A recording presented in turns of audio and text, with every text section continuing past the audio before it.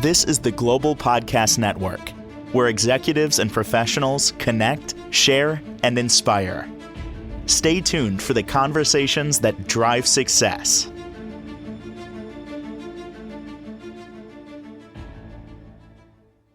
And welcome back, everybody. Relationships are challenging. I have to say that. They are work. In fact, I believe that everything in life is work. Even making plans with friends for the weekend, there's work involved. What time we're going to get together, where we're going to go, who's going to be driving, et cetera, et cetera. It's work, fun work, but it's work, as are relationships. And sometimes you need some help with that, especially when it's a marriage or a partnership. And we're going to look at marriage, relationships, therapy for them. And this gentleman and his practice does that, counseling, therapy, but also mediation, in case you need it at some point. Hopefully you won't be needing it when we refer to the relationships. Gary Santucci joins us again on the program. How are you today? I'm well, Steve. How are you? Real good, real good. And it's good to have you back here. You know, we always hear this word connected to relationships, especially, partnerships, call it a marriage, boyfriend, girlfriend, whatever. Communication is key. It's all about the communication. Would you say that really is the baseline? I think it's at the center of everything. Everything shoots off of the communication, verbally, non-verbally. All of our interactions, we can look at someone's nonverbal behaviors and it says an awful lot, as well as the actual words, but the combination of the two. And when you have good, strong, effective communication, that's a big plus for any relationship. Creates understanding. Understanding means harmony. Understanding, we don't have conflicts with understanding. We have conflicts with misunderstanding or no understanding. Part of that understanding is in my journey, and I look at this for all types of relationships, could even be business to some degree, the 5 love languages. And I ignored it for years. Whatever, how effective can that be? A little quiz, whatever. The more I look at it now in my life, I find it's pretty much everything. It defines what somebody needs. What are your thoughts on them? Well, I think that all those things are very, very important, very relevant to any kind of relationship. I think that there are some very, very core parts of it, and communication being one of them.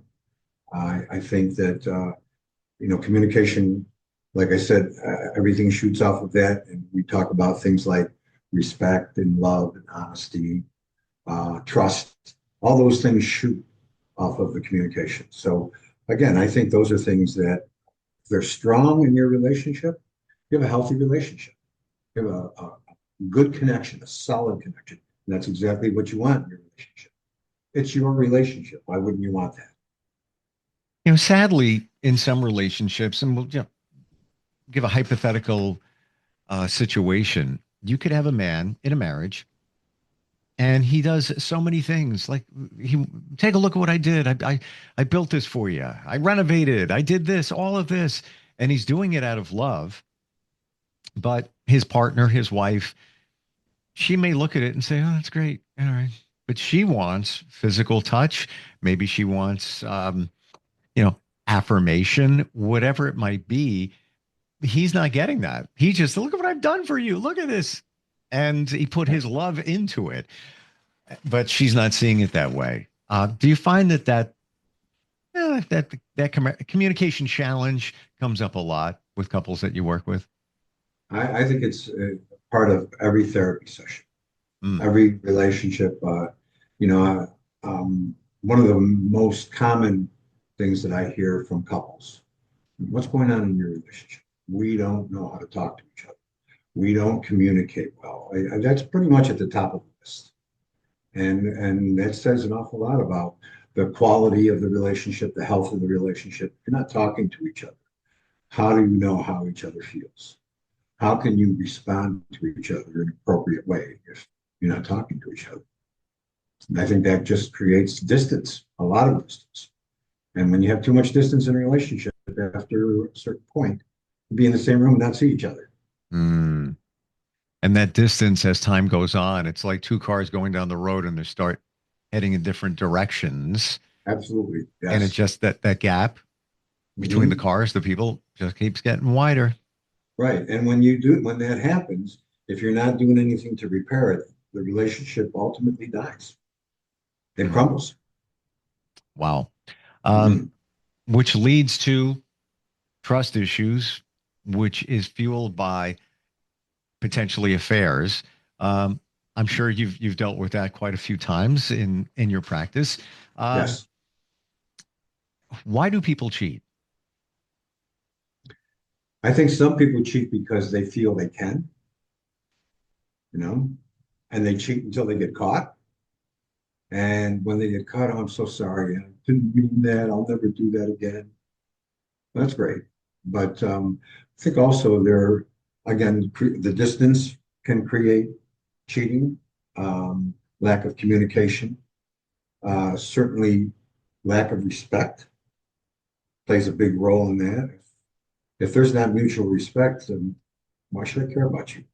Hmm. Even though you're my partner, why should I care about you? You don't care about me, you know. So there's so many of these things that go on that push people in that direction. And they say, well, maybe, if I have this affair, that'll make me feel good because I don't feel good in my relationship. And so you seek that out. People want to feel good. And if they can't get that from their relationship, they look elsewhere. And that happens often. Well, Mhm. it's been said many times that an affair takes place because somebody's not getting what they need in a relationship or their needs met. And I don't mean just physical. It could be Right. anything. Right. But put that to the side for the moment.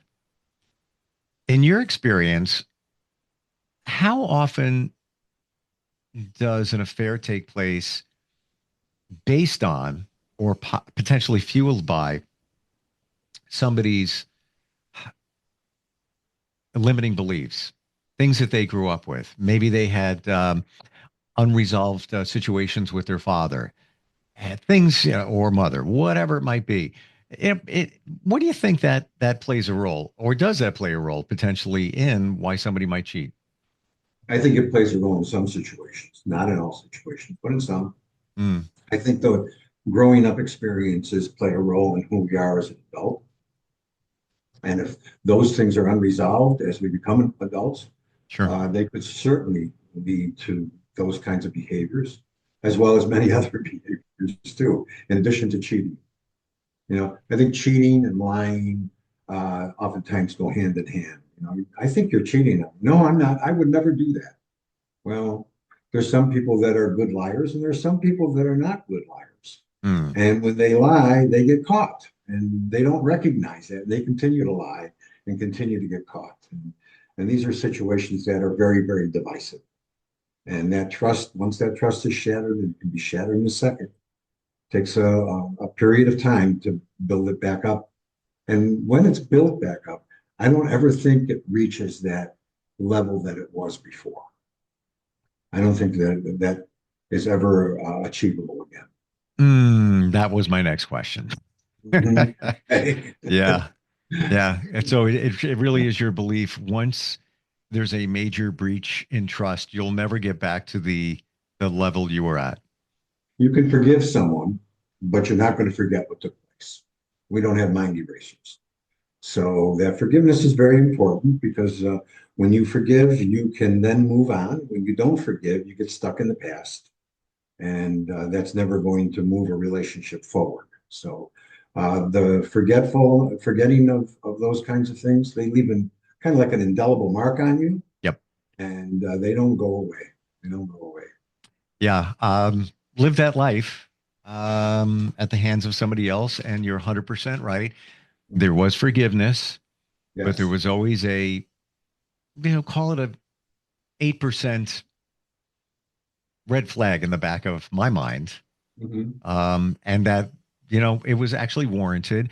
And later in life, there was a reason I had that red flag because history repeated itself. That leads me to my next question.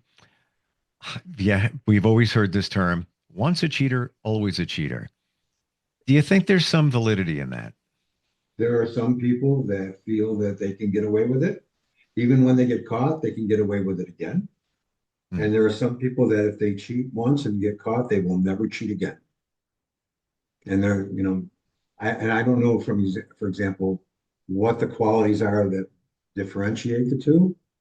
But I think also too, with cheating, since social media, cheating has become, I think, a little easier to identify and discover. Or There yes, to discover, but there are many also instances with phones and iPads and sure. all sorts of social media things.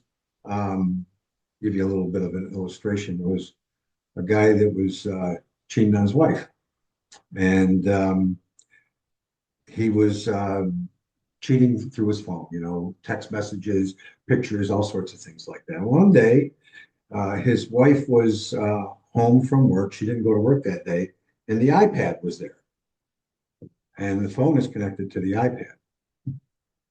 So all these pictures that he was taking back and forth were showing up at home on the iPad. Who knew? Hmm. It's those kinds of things that, when you think you're not going to get caught, there's a real good chance Yep, that you're going to get caught. for sure. And, Right. as you said, it can be the thrill It of, is a thrill. it's It is. almost like an addiction. Let me see if I can do it again. Let me, I didn't get Absolutely. caught, and it's an Absolutely. addiction. It can be.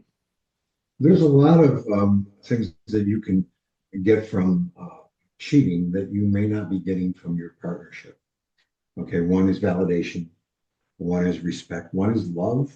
Mm. Um, those kinds of things may not be present in your partnership, and yet you're still in that relationship. So some people don't want to leave the relationship, so they'll offset that by cheating and get their needs met in that direction and still be in their partnership. Now, there's a lot of dishonesty there, but people have a lot of different reasons of staying in a relationship. Sure. How do you Mhm. make that determination that it's time to leave? There's so many things that hinge on it, assets, house, car, kids, on and on and on. All those, yes. I'm sure you've been confronted with couples that are, at the brink of that, maybe trying to patch Yes. things together, and ultimately, a decision is made to end the relationship. But how do you know, even just, I'm talking just going deep inside, that yes, I need to make a change? Sometimes the writing is very clear and you can see it, but there's a Hmm. fear of being alone. Okay, that's a big fear of people. And I'm going to be alone. Is there anybody else out there for me? What if I'm alone for the rest of my life? Am I going to be able to do that? This is what I'm used to. I've been married for 10, 20, 30 years, Yep. and the marriage has been kind of sour most of the time. And here I am, I'm still here because I'm afraid to go off on my own. I don't really know perhaps how that I can take care of myself. And I think that as we get older, I think that becomes even more pronounced. I know Mhm, somebody in that situation now, mhm. and it's a toxic relationship, and the person that is knows they need to leave it, but just I like to observe, so I just lean back and I just take a look at everything. And it's somebody that I'm fairly close with. I feel that they're staying in the relationship because the person they're with reminds them of one of their parents, and there is some kind of a connection. And maybe they didn't have a great relationship with their parent, this one particular parent, but there's a familiarity with this relationship. And again, I'm just Mhm, an outside observer. I'm going to say I'm probably about 70% right in terms of what I'm observing and knowing the dynamics and everything. mhm. But once again, now it goes back to your childhood. That's kind of dictating your life now. The familiarity and comfort go hand in hand. Sure. And comfort isn't always a good thing. We can be comfortable in a very toxic situation that's not healthy for us, but yet we stay there because of the familiarity, because of the insecurity. All of those reasons play a role in our continuing to stay in this toxic relationship. So there's so many factors that cause people to stay in a toxic and unhealthy relationship. Sure. Sure. And then just layer it on, just like you said, don't want to be alone. The financial Right. aspect. How will I start over again? On and on and on and Right. on. Uh, Lots of sessions of therapy. Yes. That sounds like, I don't know how to take care of the finances. I right? don't know how to pay bills. I don't know how to cook. I don't know how to clean a house. I don't know how to do any of that stuff. Okay. What am I going to do? So it's very scary. And when people are afraid, what do? They tend to stand still. Yeah. You know? Um, Interesting. Song has been playing in my head all day today. I've listened to it 10 times, and it even Okay. addresses what you're talking about. And the song is from the mid 90s, Dave Matthews Band, Ants Marching. Okay. And there's a line in that song that says, take these chances, put them in a box for a quieter time, Mhm. lights up, down, and you die. And to me, it's saying, you're afraid to take chances. So what Yes. do? We put them in a box, we put them over here, and then eventually you just die. That's it. Life's over. You didn't take the chance. You didn't move on. Well, there's that word risk. Mm, Scares people to no end. Okay. I'm gonna you're gonna take that risk of ending this and going off on your own to the unknown. Oh my goodness, that's going to scare me. I don't know if I can do that. So stand still until I may find a way. Maybe a light goes on and you realize, wow, not only do I need to get out of there for my own well-being, okay, but now I can have the confidence and maybe through therapy, which I sure. think is a great opportunity, you can discover those Yes. things about yourself. Okay. And gives you that confidence, the wherewithal, the courage, because an act of courage to do that. Okay. Sure. To be able to make that step and go off and achieve a sense of happiness that you aren't achieving in your relationship. Well, when you're in the trenches, you don't see what's around you, and you might not see that. Taking that chance to get out of a situation that doesn't support you could give you so much inner peace, so much freedom, translated happiness, but we don't see it in the risk. Let's go to one of the other drivers of some of the challenges in marriages and relationships, financial.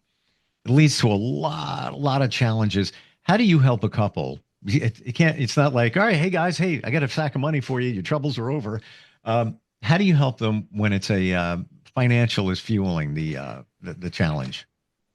I think oftentimes within finances, there are different beliefs, different values. Okay, some people value finance as the top thing. Okay, we got to have all this money. You got to have this money. You got to have this money. And other people say, I just need enough to live. I don't need to be a millionaire or a billionaire or anything like that. Hmm. I think that also there are people that handle finances very, very well, and there are people that do not. And if you don't handle finances and you think you do handle them well, it's just chaos and turmoil. It's just always, things are out of control and you're overspending and you create debt.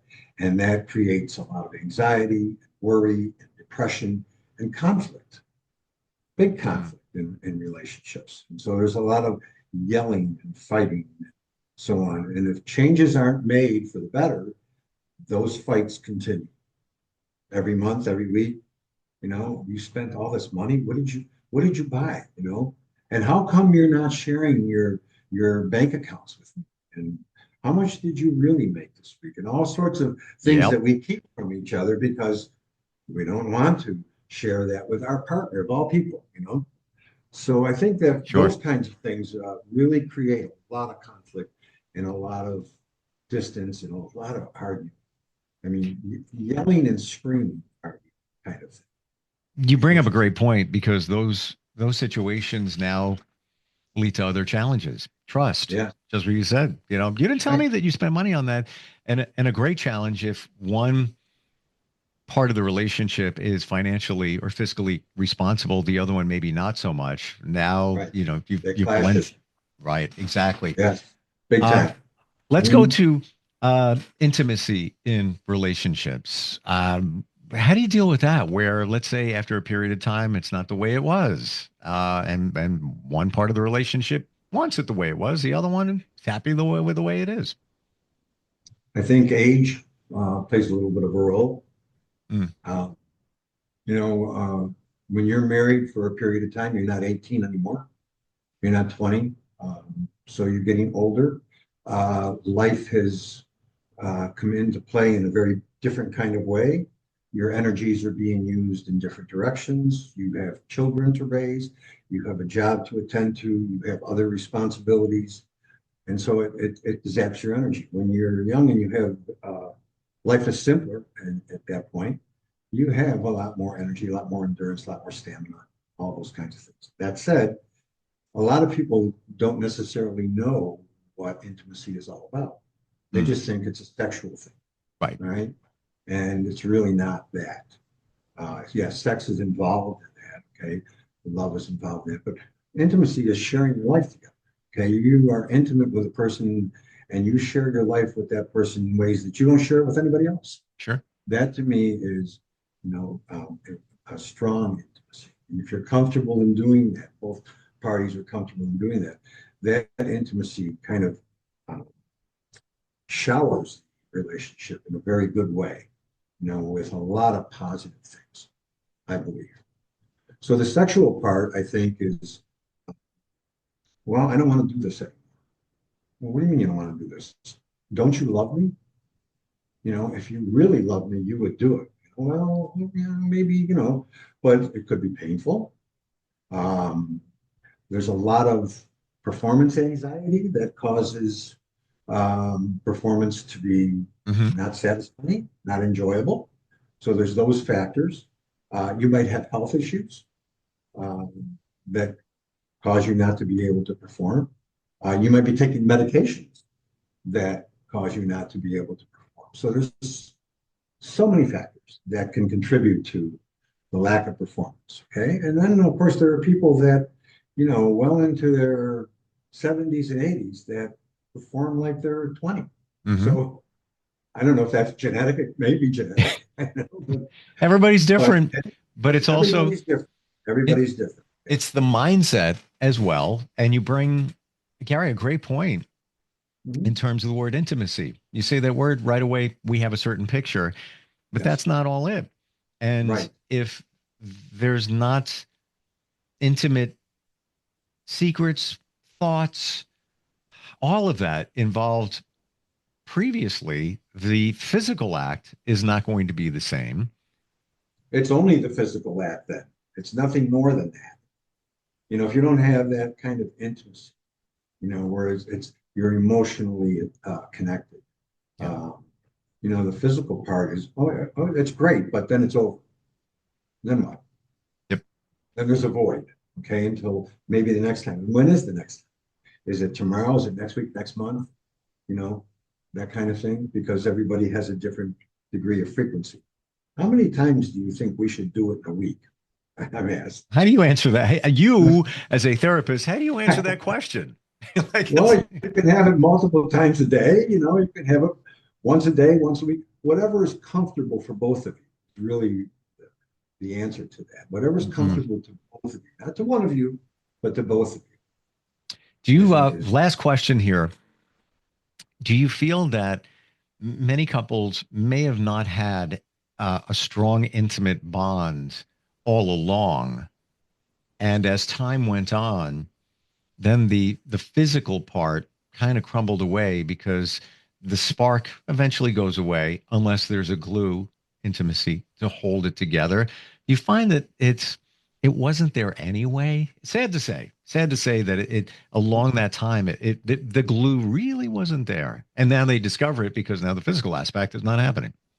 sometimes you're right about the spark. Okay, sometimes the spark goes away, and in a relationship, I think one of the things that you want to be aware of is that you want to keep it fresh.